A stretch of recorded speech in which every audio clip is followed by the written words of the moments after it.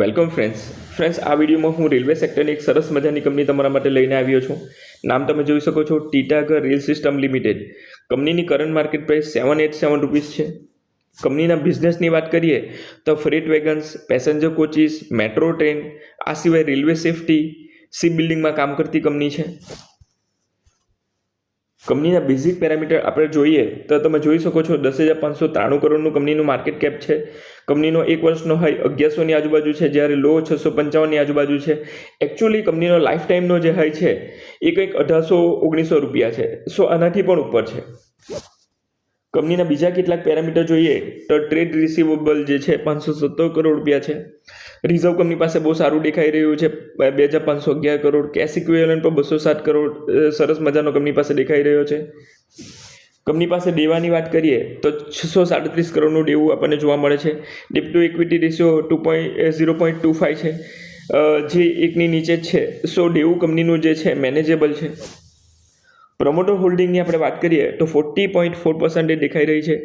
મેં તમને કીધું હતું કે આ 30% ઉપર હોય તો સારું કહેવાય. જે અહીં આપણને દેખાઈ રહી છે એક પેરામીટર છે, જે ફૂલફિલ થાય તો સારું કહેવાય. એમ ગીરવે મૂકેલા શેરની વાત કરીએ પ્લેજ પર્સન્ટેજ તો 0.06% છે. આ પણ 10% નીચે હોય તો સારું કહેવાય, જે અહીં મેનેજેબલ છે.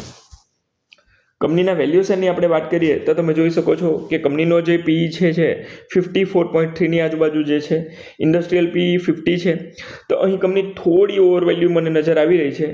બિઝનેસ બાકી કંપનીનો સારો છે, બેઝિક પેરામીટર પણ સારા છે, પણ વેલ્યુએશન વાઇઝ થોડી ઓવર વેલ્યુ અથવા ફેર વેલ્યુએશન આપણે કહી શકીએ.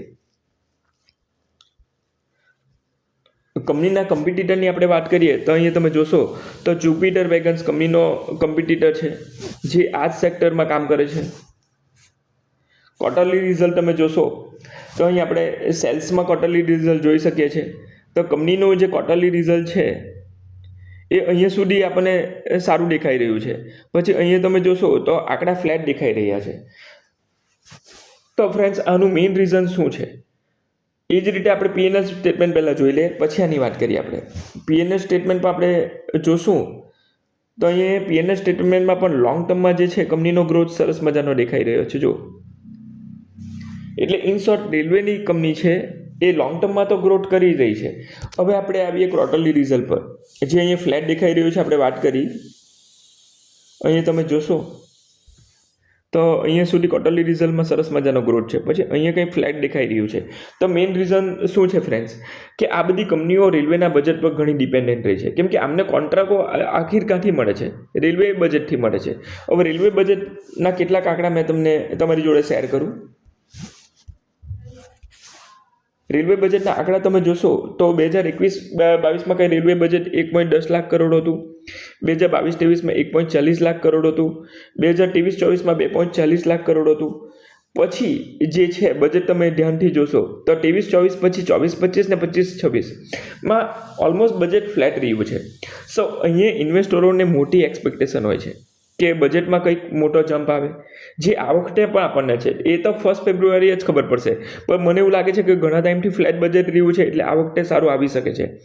તો અહીં બજેટની જે ઉમ્મીદ હતી એમાં નિરાશા હતી, ને આફ્ટરઓલ કંપનીને જે કોન્ટ્રાક્ટો મળે છે એ બજેટથી મળે છે.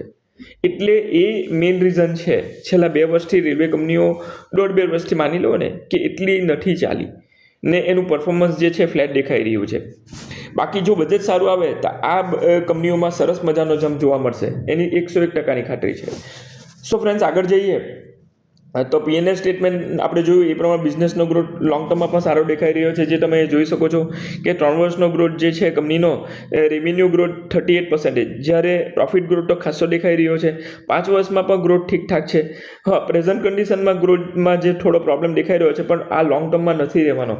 કેમ કે ફ્રેન્ડ્સ, મારું એવું માનવું છે કે રેલવે સેક્ટર બહુ સારું સેક્ટર છે, ફ્યુચરમાં બહુ સારું કરી શકે છે. ભારતના હજી ઘણા નાના શહેરોમાં રેલવે લાઇન પહોંચી પણ નથી. સો આમાં હજી ઘણો ગ્રોથ બાકી છે. બેલેન્સ શીટ પર નજર રાખીએ તો અહીં તમે રિઝર્વ જોઈ શકો છો, જે સતત વધી રહ્યું છે, જે બહુ સારી વાત છે. કેશ ફ્લો સ્ટેટમેન્ટ બહુ જ મહત્વનું છે. મેં આગળના વિડીયોમાં પણ કીધું છે, પરંતુ એ ક્યાં જોવું ને ક્યાં નહીં જોવું એ મહત્વની વાત છે.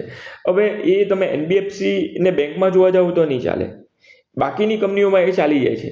અને અહીંયા રેલવેની કંપનીમાં મારું કેવું છે કે એ ગવર્મેન્ટ પ્રોજેક્ટો માટે કામ કરતી કંપનીઓ છે, મોટે ભાગે ગવર્મેન્ટ પ્રોજેક્ટો માટે. હવે ગવર્મેન્ટના પૈસા લેટ આવે પરંતુ એ જતા નથી જનરલી, મારા નોલેજને એક્સપિરિયન્સને અકોર્ડિંગ. સો આમાં રિસીવેબલ તમને થોડું દેખાશે પરંતુ આમાં પૈસા ડૂબવાની પોસિબિલિટી જે છે એ નહીવત હોય છે. બાકી શેર હોલ્ડિંગ પેટર્નની આપણે વાત કરીએ તો તમે અહીં જોઈ શકો છો કે પ્રમોટરનું હોલ્ડિંગ 40.46 છે. ફોરેન ઇન્વેસ્ટરને મ્યુચ્યુઅલ ફંડનું હોલ્ડિંગ બહુ સારું દેખાઈ રહ્યું છે, કેમ કે ફ્રેન્ડ્સ મેં આગળ પણ કીધેલું હતું કે આ લોકો હંમેશા સાચા હોય જરૂરી નથી, પરંતુ ખાસું રિસર્ચ કરીને એ લોકો સ્ટોક ખરીદતા હોય છે. તો અહીંયા એમનું હોલ્ડિંગ જે છે બહુ સારું દેખાઈ રહ્યું છે, જે બહુ સારી વાત છે. હવે આ કંપની જે છે તમારા માટે લઈને આવ્યો એ વંદે ભારતથી માંડીને, મેટ્રો ટ્રેનથી માંડીને, સેફ્ટીથી માંડીને, રેલ સેફ્ટીથી માંડીને, શિપ બિલ્ડિંગમાં પણ કામ કરે છે. તો આના પર 100% નજર રાખી શકાય.